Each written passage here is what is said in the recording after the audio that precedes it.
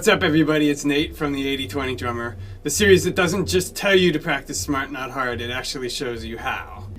So one of the things I wanted to break down is Ed Soph's jazz ballad brush pattern. I'm going to play it for you first, and then I'll talk about it. 2, 3, 4.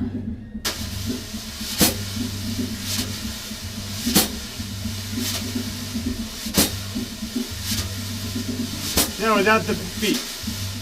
2, 3, 4. 1, 2, 3,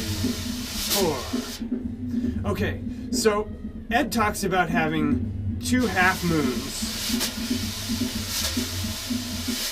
And for me, when I started to try to work on this fell quickly into the easier said than done category.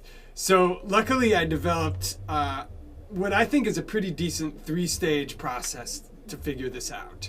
I'll say anything you practice with brushes, begin with only your hands. In Ed's series, he only has a drum throne and a snare drum. I've got the feet here because, I don't know, I want to show you other stuff. So there are 3 stages to this. Stage 1, you start on the first beat of the bar with the right hand at 12 o'clock on the drum head, the left hand at 6 o'clock. For stage 2, you're going to reverse your hands. Your left hand's going to be at 12 o'clock, your right hand's going to be at 6 o'clock. This is all you need to know for stage 1. Just count 1, 2, 3, 4. This position, that position. This position, that position. This position, that position. So in other words, you're just switching the position of your hands. But the way you're doing that is that you're going around the periphery of the drum. You're not just going, That would be entertaining in a certain sense, I suppose, but I don't think many people would want to play with you. Or maybe they would. Maybe the entertainment value would exceed the value of your drumming. It probably would. Okay, so you're doing this 1 to 2 to 3 to 4 to 1 to 2, and I'm cheating already because I can't help it. So what you're gonna have is you're gonna have like blanket of tone, abrupt interruption, blanket of tone, abrupt interruption, blanket of tone, abrupt interruption.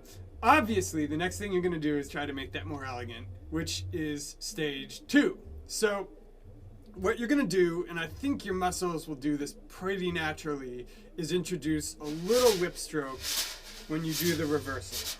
And I'm just going to do it because it's much easier to just do than to try to break down. So 3, 4, 1, 2, 3, 4, 1, 2, 3, 4, 1, 2, 3, 4. Okay, so what's happening is you're getting to the end of the stroke. You're letting the brush continue in one direction while your hand reverses to the other direction. When you start this out, it's not going to be 100% perfect. Don't worry about it. If you're using mostly arm, if you're pressing too hard, whatever. You're getting the point. You're going to refine it later. I'll show you a couple ways to refine it later. Okay, so stage 1 is just reverse the hands, go back and forth. Stage 2 is use this little whip stroke to make your transition more elegant. Stage 3 is when we're going to get to what Ed actually does, which is he emphasizes the hand that's at 12 o'clock on the drum to make the accent while pretty much ghosting the other stroke. And what that does is it allows the hands to multitask. It creates this beautiful continuity where I'm trying to talk and play at the same time.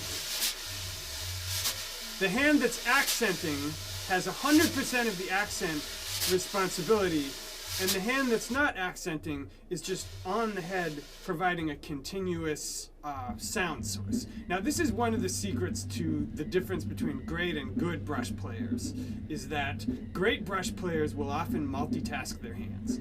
Obviously, this is a slightly more advanced skill.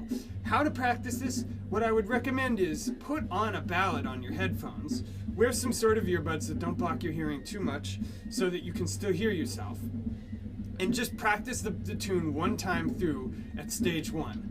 1, 2, 3, 4, 1, 2, 3, 4, where you're only focusing on locking up with the bass player on the beats. You're not trying to make any kind of elegant reversal. Now, if you're anything like me, your ears and your muscles will start to adjust and you'll start doing this thing on your own, which is great.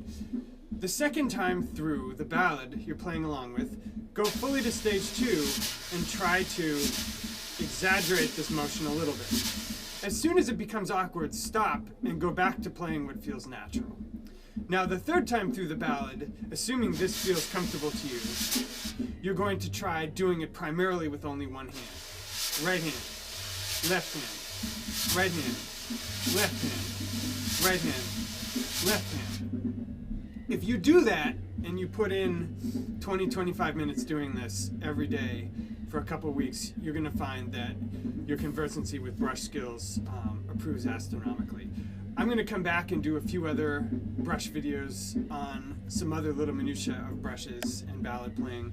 But for now, this is the 80-20 Drummer with Nate Smith, ballad playing interpreting Ed Soph's method, part 1. Hope to see you back in part 2.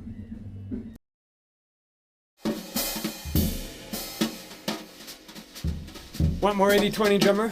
Be sure to subscribe to our YouTube channel and check us out on Facebook.